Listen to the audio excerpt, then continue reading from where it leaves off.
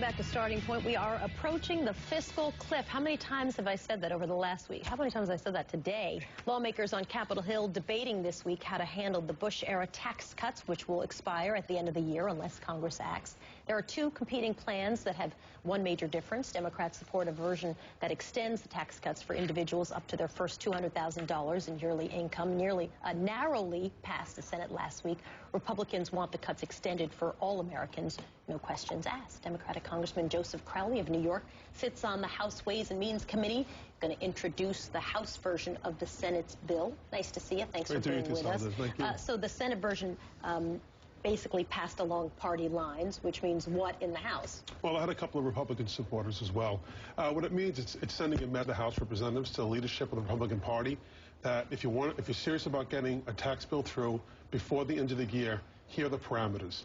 And it's along the lines of what the president has been asking for, that the wealthiest 2% amongst us pay a bit more to secure the country, make sure that we are able to pay our bills, make sure that we're at a point where we know that our deficit is growing exponentially. So if we don't pass this bill, we'll see an increase. If the Republican bill were to pass and the House Representatives become law, we'd see an increase of $50 billion towards our deficit. We just can't afford that.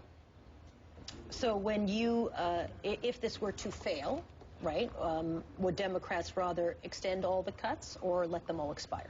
I believe that right now what we're looking for is compromise. We're hoping that our Republican colleagues would come in. Right now, if we were to pass the Republican bill, if you're a sergeant in the military serving overseas in Afghanistan, you have a wife and children back here stateside, you will see a $400 increase in your taxes if the Republican bill were to become law. That's simply unacceptable for the middle class and working Americans. We need to pass a bill that makes sense for America, not just for the wealthiest 2% of this country. In terms of rebalancing the budget, it's, you know, you talk about tax cuts and raising taxes, but you're also talking about a balanced approach, and you're on the Social Security subcommittee and the Ways Committee. Do you believe that entitlement spending can also get reformed? I think what we have to do is, first of all, I don't think Democrats will negotiate amongst ourselves. What we're looking for is for, I think, rational people on all sides to come together to talk about what is possible for America. You know, the Social Security system was created because 40% of the people in this country in 1935 were dying in an utter state of poverty, couldn't even bury themselves.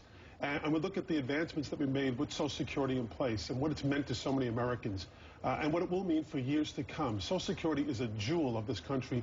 It must be preserved. It must be maintained. Maintained and reformed in order to be able to serve future generations. Well, I think that we can all, I think we have to look at all the options that we have before us. What is most important is that we right now look out for the middle class in this country.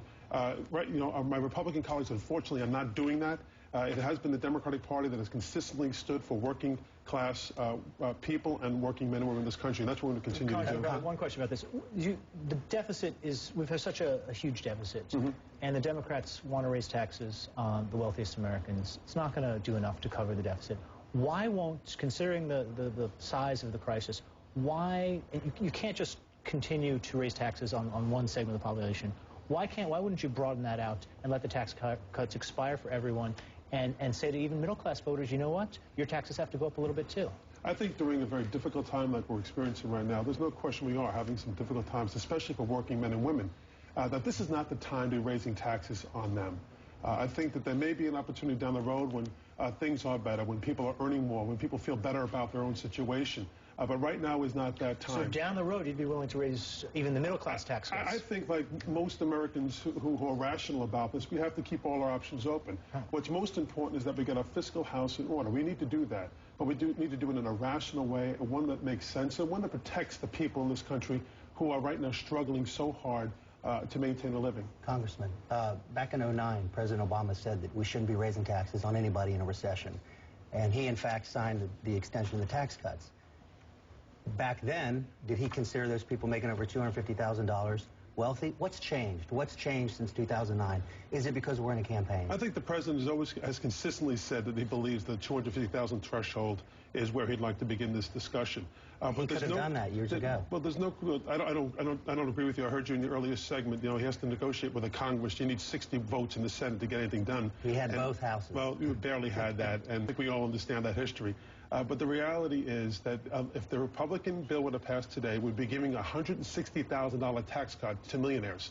I just don't think that makes any sense in this economy or any economy, quite frankly. To be a millionaire in this country, the greatest country the world has ever known, it's a privilege to live in this country, and I think most people get that. You know, the only countries that rival us in wealth creation are dictatorships.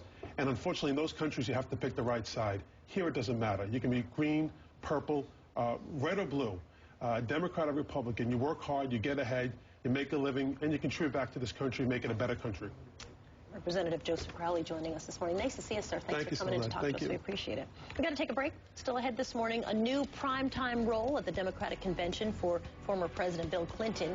Why is the campaign putting him front and center? We'll discuss that straight